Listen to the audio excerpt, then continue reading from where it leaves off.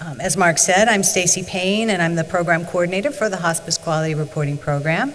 I'm a nurse by profession, and I've worked in a variety of settings, including as hospital case manager, which is where I've had most of my interactions with hospice patients, their families, and the wonderful caregivers who provide this important service and care.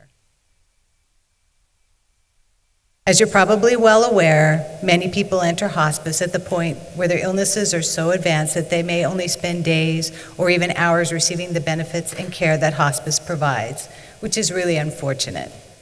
I've seen this time and time again as an ER nurse as well as a case manager. My father-in-law was in hospice at home for several months before dying of cancer, and it was such a blessing not only for him but for my mother-in-law and other family members to receive such caring support until the end of his life and even beyond. So my family will be forever grateful that he was able to spend his last days at home surrounded by family and friends. Here in the Hospice Quality Reporting Program, we're working to ensure the level of quality, not only in clinical care and symptom management, but in patient and family experiences, is at a high level and consistent across all hospice agencies. Our post-acute care quality reporting programs are growing, and with that, so are the number of CMS staff involved with the programs. I have with me here today Carol Schwartz, who has recently joined the hospice team as the Hospice Measure Development Lead. You'll be hearing from some of our other colleagues today throughout the program as well. We also work very closely with our colleagues at the Division of Quality Systems for Assessment Surveys, who develop reports to help providers track their progress in quality reporting. And while we won't be speaking specifically about reports today, we are planning to provide a web-based training sometime this spring. As we move forward in our quest to promote healthcare quality, you will hear more and more about alignment, not only among post-acute care programs, but across all programs, to ensure that we are all speaking the same language when it comes to patient care and quality. While the Hospice Quality Reporting Program is not a part of the Improving Medicare Post-Acute Care Transformation Act or IMPACT Act, we believe it is important to look at aligning with other programs when possible.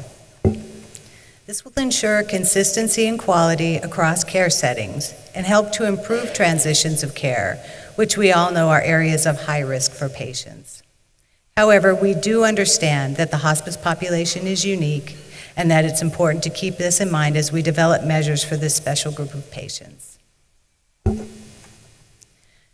Before we move on with the presentation, I would like to thank all of our speakers here today from DCPAC and CAPS at CMS, the RTI and Econometrica teams, as well as their associates, and also thank Econometrica for putting everything together to make this training possible. With that being said, I'll get on with the slide program, and I look forward to be able to speaking with you today, throughout the day, as well as at the meet and greet that we have planned at the end of the day.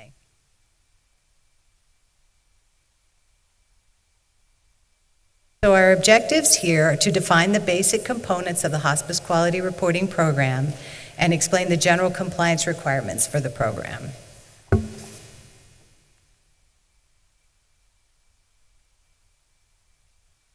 Section 3004C of the Affordable Care Act directs the Secretary to establish quality reporting requirements for hospice programs. Beginning in fiscal year 2014, hospices have been required to submit data on quality measures in order to avoid a reduction in their annual percentage update, or APU. Currently, there are two requirements for compliance with the Hospice Quality Reporting Program. The first is submission of the hospice item set, and the second is compliance with the requirements for the CAPS Hospice Survey. And we'll be speaking in more detail of these requirements later on. All hospices certified by Medicare are required to comply with both requirements, and as stated previously, failure to do so will result in a 2 percentage point reduction in the annual percentage update. Performance level is not a consideration when determining compliance with the Hospice Quality Reporting Program. It is the act of submitting data that determines whether or not a hospice is compliant. And CMS requires data to be submitted completely and on time to meet requirement standards. At this time, CMS is utilizing the collected data internally for strategic planning purposes, which is why complete and accurate data is important. We also use the active reporting to bring attention and awareness to and promote actions to improve quality in patient care.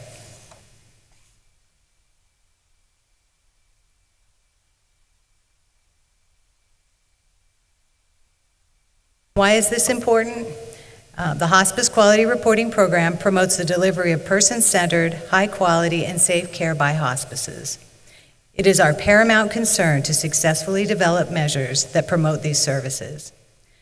When selecting quality measures to be used in the program, we take into consideration input from the Measures Application Partnership convened by the National Quality Forum as part of our established pre-rulemaking process. We also seek to adopt measures recommended by multi-stakeholder organizations that are developed with the input of providers, purchasers, and payers, as well as from other stakeholders. Data collected from January 1, 2016 through December 31, 2016 will be used to determine the compliance for the fiscal year 2018 annual percentage update, which means the data we are currently collecting, beginning January 1 of this year through December 31 of this year, will be used for the fiscal year 2019 APU determination. To comply with the fiscal year 2018 reporting requirements, hospices must have submitted at least 70% of all hospice item set records within 30 days of the event date, either admission or discharge, for patient admissions or discharges occurring from January 1, 2016 through December 31, 2016. For fiscal year 2019, the requirement increases to 80%, and for fiscal year 2020, the requirement increases to 90%. Hospice providers must also have had monthly participation from January 1, 2016 through December 31, 2016 in the CAHPS Hospice Survey, in which an approved third-party vendor submits CAHPS Hospice Survey data according to quarterly deadlines. In the spring following the calendar year, hospice providers who have been found non-compliant with reporting requirements are notified and given the opportunity to submit a reconsideration request, and we'll be providing more information on the reconsideration request process later in the program. CMS also has a policy for requesting an extension or exemption for data submission, and this policy generally applies to extraordinary circumstances such as fires, floods, and other acts of nature. And again, more details will be given later in the program on this policy as well. Last year, in the fiscal year 2017 final rule, we finalized 2 new measures to be used in the Hospice Quality Reporting Program. The first is the Hospice Visits When Death is Imminent measure pair. This measure will assess hospice staff visits to patients and their caregivers in the last week of life. This measure is important because the last week of a hospice patient's life, particularly the last few days, patients experience a vast and varied number of physical and emotional symptoms that require close attention from the hospice team. And responsiveness during this time is important to patients and caregivers.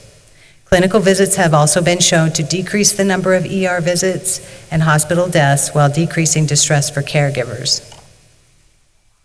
The second measure is the Hospice and Palliative Care Composite Process Measure, which will assess the percentage of hospice patients who received processes consistent with guidelines and will be based on select measures from the current 7 NQF endorsed measures. This composite measure is important in serving to ensure all hospice patients receive a comprehensive assessment for both physical and psychosocial needs at admission. We will begin collecting data on both of these measures starting April 1st of this year. This summer, CMS plans to display quality data on a Hospice Compare website. We've already posted information on data.medicare.gov related to Hospice Quality Reporting Program, starting with demographic data, a contact list of regional office and state coordinators, and finally, national aggregate data of the 7 hospice item set measures and 8 CAHPS hospice survey measures. And you'll hear more about public reporting in the program later today as well.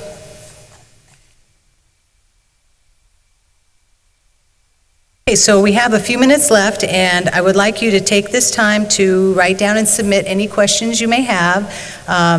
Hopefully, many of them will be answered throughout the day, but we're going to have a longer Q&A later, and we'll be addressing as many of those questions as we're able to. Thank you.